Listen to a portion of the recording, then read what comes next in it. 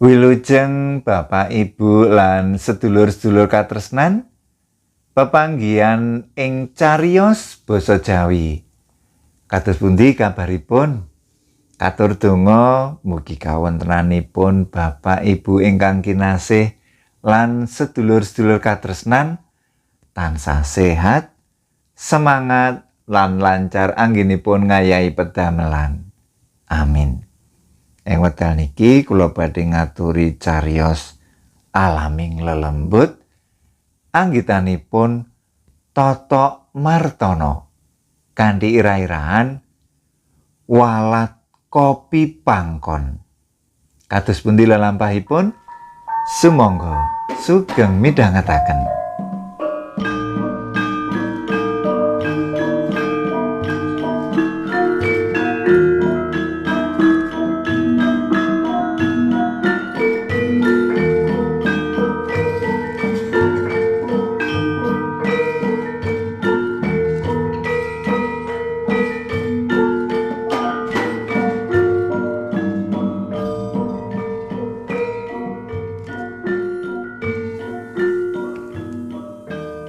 Pardi krasa yen Marisa nesu. Nalika disambangi menyang warung bengi kuwi, Pardi blas ora digape. Ngerti tekane Pardi, Marisa mung mlirik sak tleraman kanthi lambe mecucu. Sawise pesen kopi, Pardi banjur lungguh lesehan ing poncot warung kanthi pikiran bunek. Mripate ngiteri swasana warung kopi sing surem. Warunge isih sepi. Mung ing meja pancer tengah ana wong lanang loro. Karo-karone lungguh dijejeri kenya sing tansah ngumbar guyu kemayu. "Iki kopine, Mas," ujare bocah wadon karo nyeleh wedang ing ngarepe Pardi. Kenya sing nganggo kaos ngampret iku banjur mapan lungguh jejeri. Pardi kenal. Kenya kuwi jenenge Dewi. Kok dudu Marisa sing ladeni aku? Takone Pardi anyep. "Marisa apa aku lak padha wae sih, Mas? Sampeyan rak durung tau ngrasakake ladenanku," ujare karo guyu nyekiki. Pardi mung mesem sepo. Pardi nglirik wanita sing lungguh njejeri kuwi. Rupane jane ora patiya ayu. Kulite ireng, nanging merga pulasan wedak kandel lan benges abang menger-menger ndadekake raine katon seger disawang. "Apa Marisa lagi ngladeni wong lanang liya?" takone Pardi dioyak rasa penasaran. "Mbok menawa wae ngono, Mas," jawabe Dewi enteng karo dolanan HP-ne. Nyawang HP ing tangane Dewi, Pardi kelingan gara-gara masalah HP sing jalari Marisa ngambek.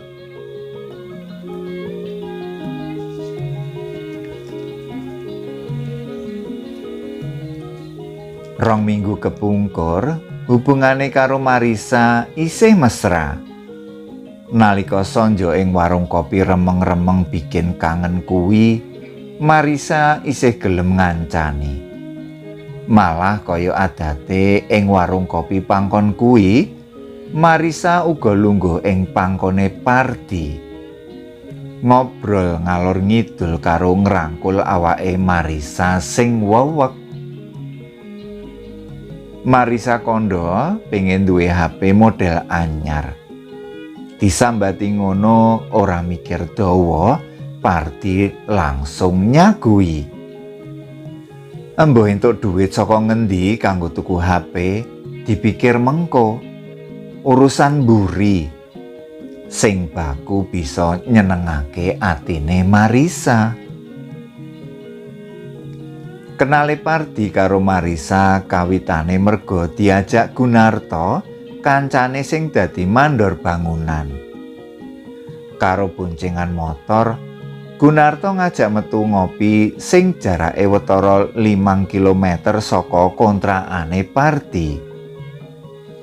Warung kopi sing dituju Gunarto jebul deretan kios sing dipasangi lampu kelap-kelip surem. Mlebu warung, lelorone dipapak sawetara kenya sing dandane menor. Gunarto banjur ngajak Pardi lungguh. Ora gantalan suwe, teka wong wadon loro sing banjur ndeprok njejeri Gunarto lan Pardi. Pardi ngrasakake awake adem panas. Kringete mruntus nalika kenya mau ujug-ujug ngalih lungguh ing pangkone.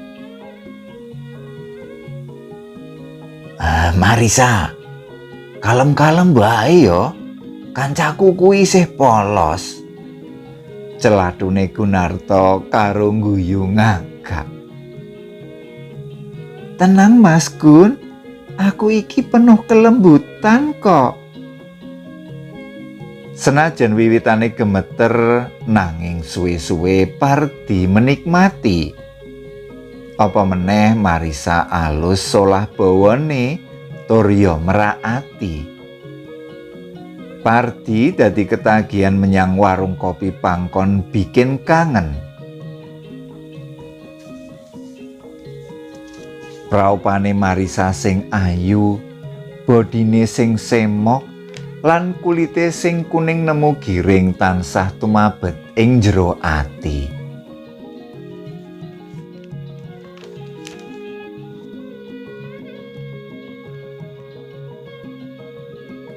Saben malam jemuah sawise nampa bayaran minangka kuli panggul, kena dipesthekake Pardi mesti terus ngetingi goleki Marisa. Jebule regane HP sing dikarepake Marisa larange ora jamak. Nalika ditakok-takokake kancane, jarine regane tembus 5 yuta. Pardi dadi puyeng. Jagakake bayarane saben minggu genah ora nutut. Sambat utang kanca-kancane sing padha-padha nguli, sengara gablek duit. Puyenge Pardi tambah ndodro nalika Marisa wis ora gelem nemoni meneh. Karo ngampet ati muring, Pardi ninggalake warung kopi pangkon kuwi. Motor bebek kawak diplayokake miyak ati sing wengi. Langit kalimputan mendung. Tekan pertokoan cedhak pasar modern, Pardi mandeg ing sebrange konter HP. Wingi dheweke wis takon regane HP sing dikarepake Marisa ing konter kono. Barange ana, nanging duwite ora nutut. Kawigatene Pardi ketarik marang kenya sing lagi milih-milih HP sing dipajang ana etalase. Sawise mbayar HP sing dituku, kenya mau banjur ninggalake konter.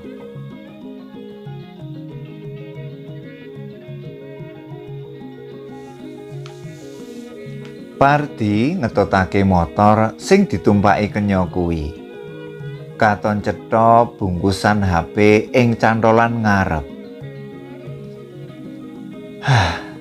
Ebo bungahe Marisa yen dheweke duwe HP kaya duweke kenya iku. Ngono pikire Pardi. Dumadakan atine Pardi mosek. Kepengin ngrebut telepon pinter mau. Pardi nuli nguntir gas ngoyak kenya kuwi. Nalika wis kasil njejeri motore, Pardi nyaut HP ing cantolan ngarep. Kenya iku ora pasrah ngono wae. Tangan tengene sing nyekel gas motor spontan nyeketem bungkusan HP sing arep dijambret. Tulung! Tulung!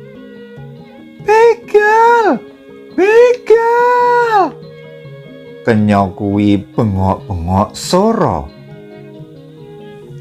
Pardi dadi panik. Motore wanita sing ngukui HP iku didugang. Saking bantere oleh nendang, Kenya iku kontalan nabrak wit asem gedhe ing pinggir dalan. Krungu swara brak banter nalika awake Kenya kuwi ngantem wit asem. Banjur gumletah ambruk ing lemah. Gegancangan Pardi mbandhangake motore lunga saka papan kono.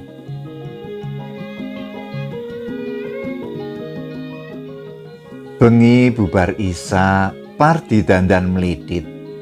Kanthi praupan sumringah, HP sing isih segelan bungkuse iku dijupuk saka njero lemari.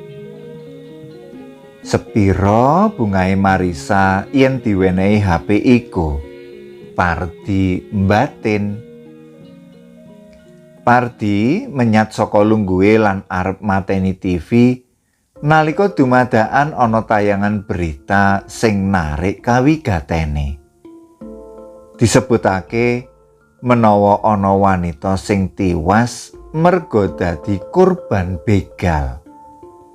Pardi kami tenggengen, kringete gemrobyos. Kenya sing tiwas iku ora liya sing wingi bengi dijamret HP-ne. Pardi age-age mateni TV, nyaut bungkusan HP arep metu saka kamar. Ndadak HP-ne dhewe sing disaki ana sing nelpon. Nomere ora dikenal. Halo, sapa iki? Ucape Pardi. Ora ana wangsulan. Nanging cepet-cepet dheweke krungu swara tangis ngrerintih. Saya suwe saya cetha ngrerujit ati. Balekno HP-ku. Balekno HP-ku. Tangane Pardi wel-welan. Kringete saya deres. Age-age HP dipateni. Karo keweden dheweke metu ninggalake kamare.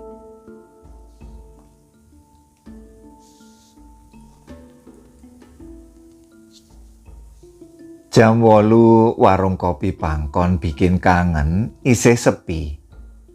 Pancen ramene warung kopi iki yen wis jam 10 mendhuwur. Pardi age-age jumangkah mlebu lan goleki Marisa. Kebeneran Marisa lagi lungguh ing cedhak meja kasir sajak nunggu tekane tamu. Marisa! Aloke Pardi kebak rasa kangen. Marisa mung nyawang satleraman. Lambene mencucu weruh sapa sing teka. Nyang apa goleki aku? Ujare sengol.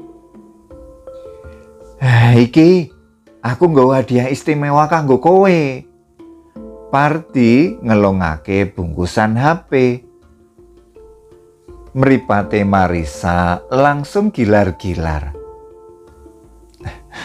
HP anyar, Mas. Sampeyan iki pancen wong lanang sing kebak perhatian lan kasih sayang. Sambunge Marisa karo ngambung pipine Pardi. Pardi banjur golek lungguh ing pojokan warung.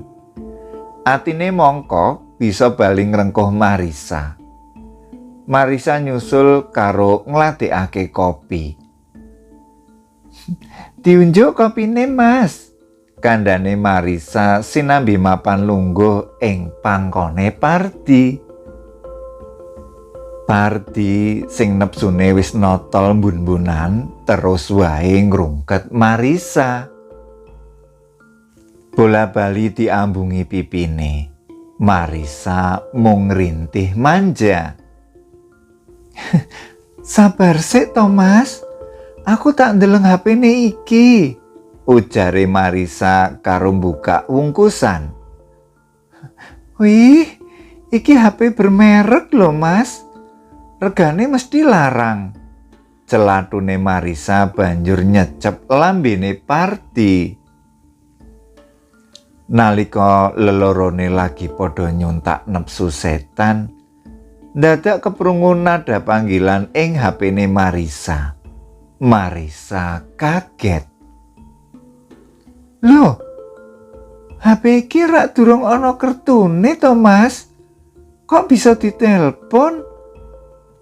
Rene penasaran, panggilan mau ditampani. Halo, karo sapa iki? Takone Marisa.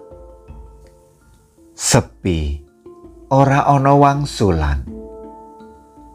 Capet-capet krungu swara tangis ngrintih. Balekno HP-ku. Balekno HP-ku. Kejem banget kowe ngrampas HP-ku nganti gawe patiku. Marisa sing kami weden ngrungket Pardi kenceng. Pardi sing atine cupet banjur nglandang metu Marisa. Mlayune nubiak-nubiak gawe gegere tamu liya sing lagi katrem karo pasangane. Akeh sing padha misuh-misuh. Pardi ora ngreken. Marisa digeret ngener pawon. Karepe Pardi arep metu mbutul liwat lawang mburi. Mas, ojo banter-banter mlayune. Pardi noleh. Mripate mendelik amba. Ing panyawange Pardi, raine Marisa dadi gegirisi. Ajur dleweran getih. Mripate sing abang beranang nyawang tajem Pardi kebak panginggit. Minggat to kowe. Pardi bengok-bengok. Pardi sing kamigilanen tanpa mikir dawa nekek gulune Marisa sarosane. Marisa oncat nyawane ambruk ing jrambah kanthi mripat mendelik. Pardi dikepung wong akeh. Ngerteni Pardi mentas mrejaya Marisa, wong-wong sing kepancing emosine kuwi banjur ngantemi Pardi rame-rame nganti babak belur. Dheweke banjur diglandang menyang kantor polisi. Pardi isih bileng kaya wong linglung.